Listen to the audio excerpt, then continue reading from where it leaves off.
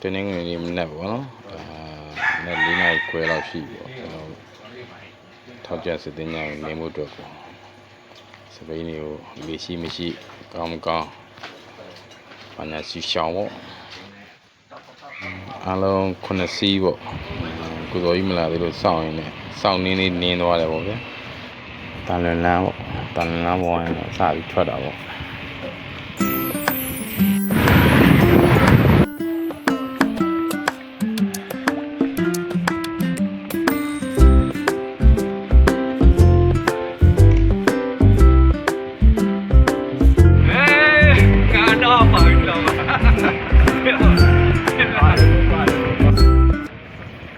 သူပါတယ်ဆိုပြီးပီတီတွေဖြစ်နေတဲ့ကိုယေရှုပါ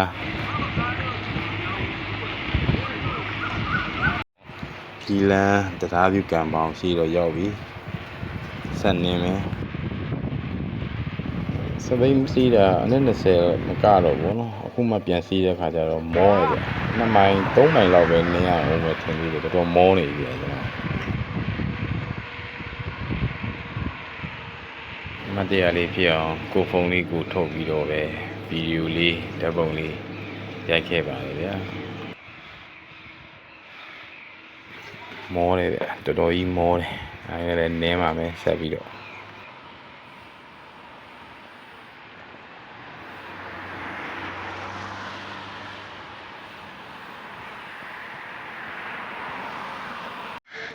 ကိုကတော့ចောင်းသားတစ်ဆိုတော့မောတယ်ဗျမခံနိုင်ဟောနေကိုနေတာပဲသူတို့နေနေကြဆိုတော့ AC ပဲနော်ကိုကတော့မောတယ်ဒါနဲ့လည်းနေရမှာပါပဲနောက်မှကြံခဲ့တဲ့ကိုဆိုကြီးက10မိုင်ကုန်းကားကိုကြိုပြီးရောက်နေကျွန်တော်တို့တက်စောပြီးတော့သူကပူရောက်မှာနော်ဒါတော့40ကျော်တွေ50ကျော်တွေပဲများတာပေါ့ဗျပဲများပြီးတက်ပုံရိုက်ကြတယ်ခဏနားတဲ့ချိန်လေးမှာတော်ကီပြစ်ပေါ့ဗျတက်ပုံရိုက်မယ်ဆိုတော့ပဲတွေပါပေးပေါ့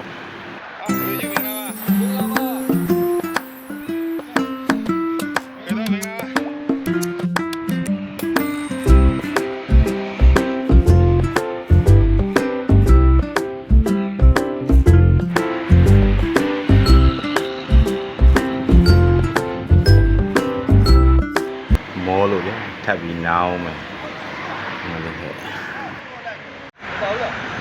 ထောက်ကျင်းတဲ့စစ်သိမ်းချိုင်းကိုနင်းလို့ပဲ9လောက်ဆိုတော့ကျွန်တော်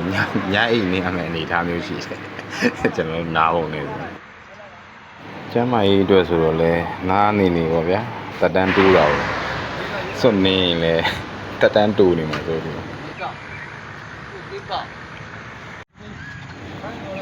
မောလို့နားလဲနားအတင်းလေးပါလေတုတ်ပေါ့ဗျာမောပြေတော့ပြန်နင်းကြတာပေါ့လူကြီးမင်္ဂလာပါမင်္ဂလာပါ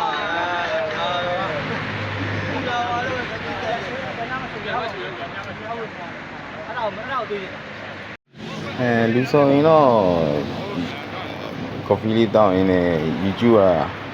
ကဘိုက်ကားလေးစီးတဲ့ဗာလေဟိုမှန်ပြတောင်းတို့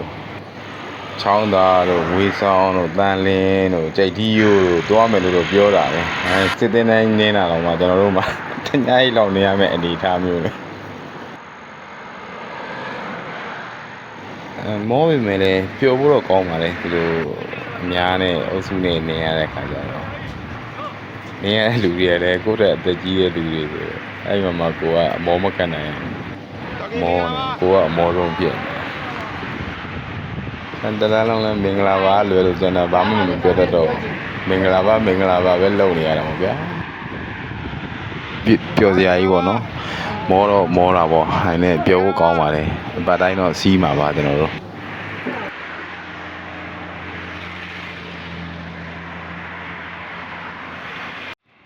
ဒီပင်လမ်းဆုံးရောက်လာပါပြီ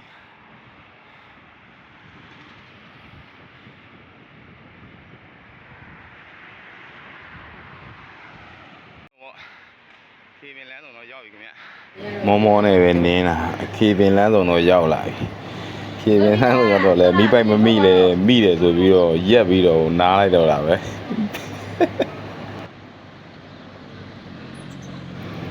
ဘေးကြီးလိုက်တော့လဲကိုယ့်တက်ကြီးရဲ့လူတွေအသက်ကြီးရဲ့လူတွေဆိုတော့သူတို့နင်းလာတော့ဘာမှမဖြစ်တော့လဲကိုယ်လည်း for sure နဲ့ပေါ့ရုပ်တည်နေမမောတဲ့ပုံစံနေရတော့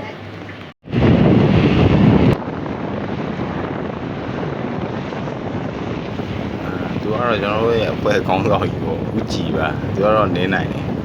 တယ်နင်းလဲနင်းနေတယ်ဆိုတော့လေထောက်ကျန်စစ်သေးညအောင်တော့တိတ်မလို့တော့ပါဘူးရောက်ခံနေပါဘိုက်တွေလည်းတအားစာလာဘိုက်ကလည်းစာမောလည်းမောနေအမလေး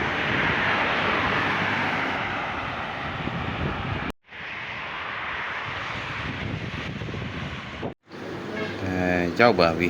ထောက်ကျန်စစ်သေးညအောင်တော်တော်နင်းလိုက်ရတယ်မိုးကလည်းရွာလာပြီဆိုတော့မိုးကရွာဘိုက်ကစားနေဟုတ်တော့ဟုတ်နေ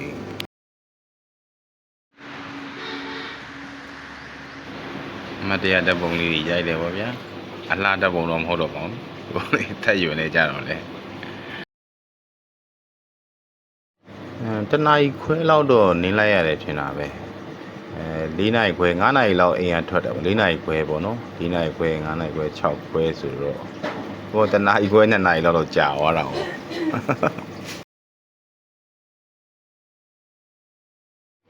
ကိုရှိကြီးရယ်ကုဇော်ကြီးရယ်ကိုယေရှုရယ်ကျွန်တော်ရယ်ကတော့နည်းနည်းစောရောက်တာပေါ့ဗျာနောက်မှာကိုယ်တော်တို့ဦးကြီးတို့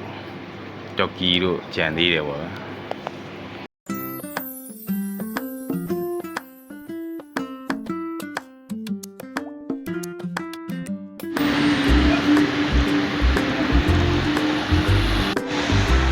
ဓာတ်ပုံရရင်ပဲဦးကြီးတို့ကိုယ်တော်တို့ရောက်လာပါပြီ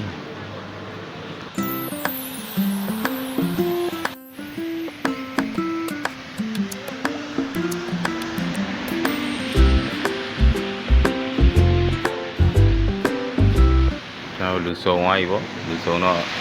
အုပ်စုလိုက်တပ်ပုံလေးရိုက်နေပေါ့ဗျာတော့ဒီလေးပါလေးပြည့်မိုးချိုးရင်းနေပေါ့ဗျာမိုးကလည်းရွာဆိုတော့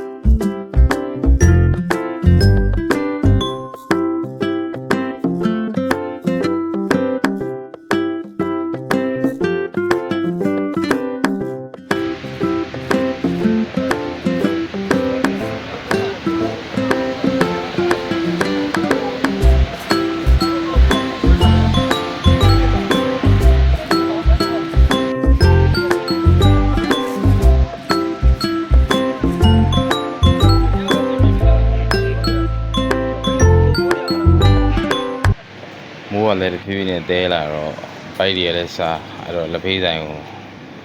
ဖွဲ့လိုက်သွားကြမှာပေါ့ဗျာဝါဒီဆွဲမယ်ရွှေခရာလက်ဖေးဆိုင်ကိုရောက်ပြီပဲကျွန်တော်စပိန်သမားတွေပဲထိုင်နေဆိုင်လို့ပြောတာပဲ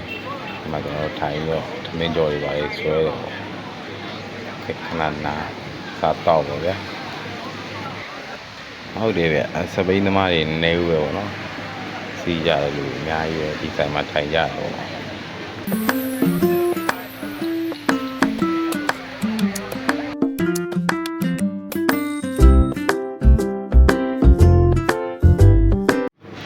ိုက်ဖြည့်ပြီးပြီဆိုတော့နည်းနည်းအားလေးပြန်ပြည့်ပြီပဲကျွန်တော်ပြန်ခီးလေးကိုပြန်နင်းလိုက်ပါအောင်မိုးလေးကလည်းဖွဲဆိုတော့တိတ်မမောတော့ဘူးလို့တော့ထင်တာပဲ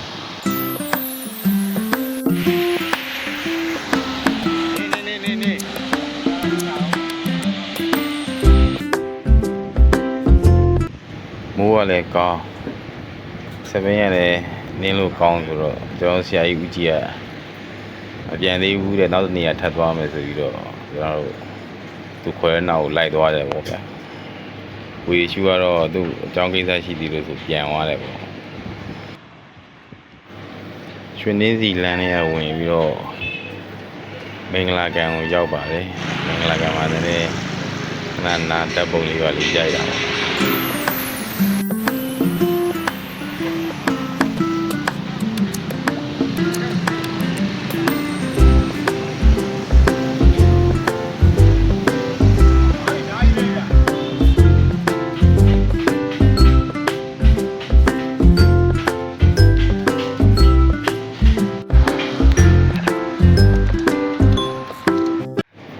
မင်္ဂလာကန်တော့ဆွဲတော်ပေါ့ဆွဲတော်ကပိုင်းဖျားလမ်းပေါ်က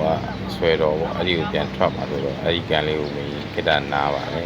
တဘောလေးပါလေးရိုက်ပဲများတော့ ဒီအော်ဟုတ်တာဆွဲတော့ဟို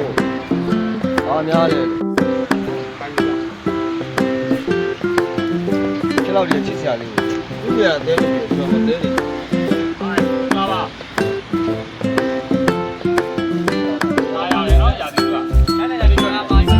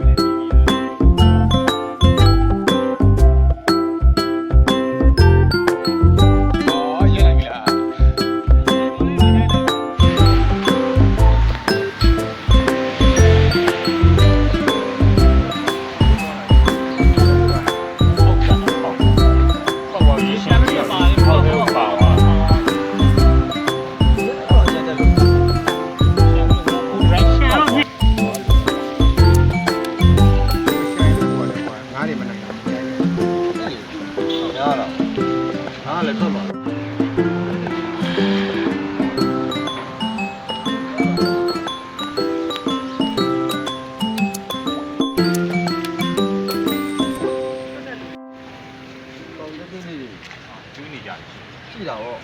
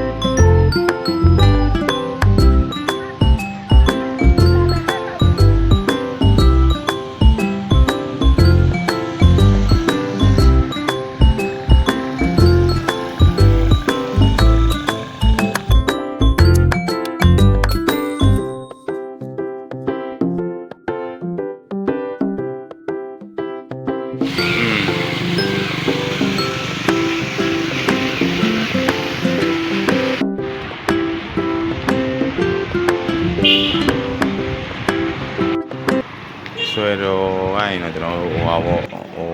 ဘိုင်းဖျားလမ်းပေါ်ဖြတ်တက်မှာပေါ့နော်ဘိုင်းဖျားလမ်းတက်တက်နေပြီးကျွန်တော်တို့ပြန်မှာပါ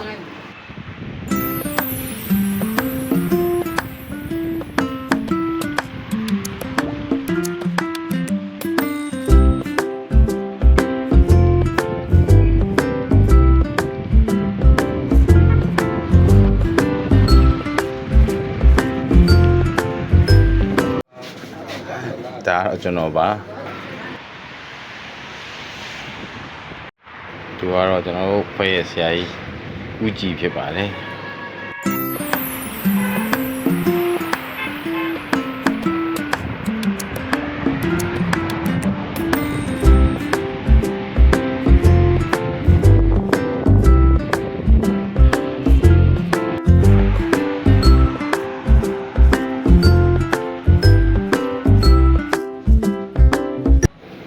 ဒီလိုနဲ့အင်းအားကံမောင်ရောက်တော့လဲ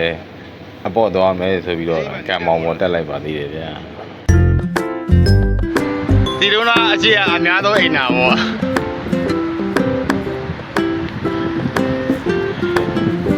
တယောက်ပေါ့လေ ဒီကြီးလေးပုံ အာ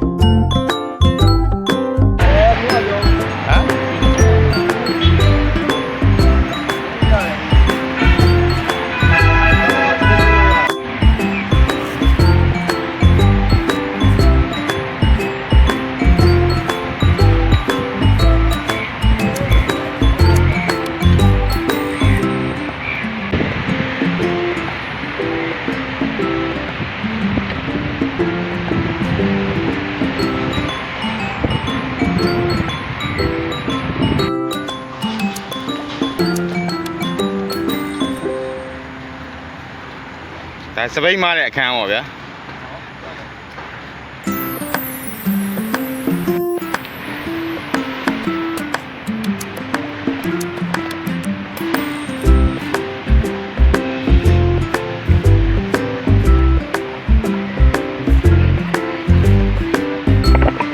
တကိုင်း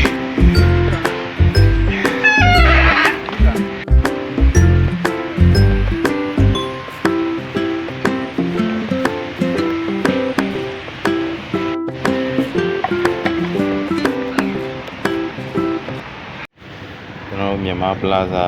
ကံမောင်ကိုင်းတော့တက္ကသိုလ်ရိပ်သာလမ်းတိုင်းကျွန်တော်ပြန်လာပါပြီ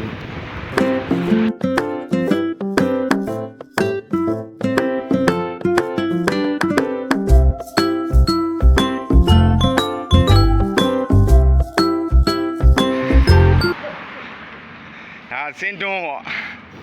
၄ခွဲလောက်ကနေထစီးလိုက်တာပေါ့10မိနစ်10ခွဲလောက်မှအိမ်ကိုပြန်ရောက်ပါလေ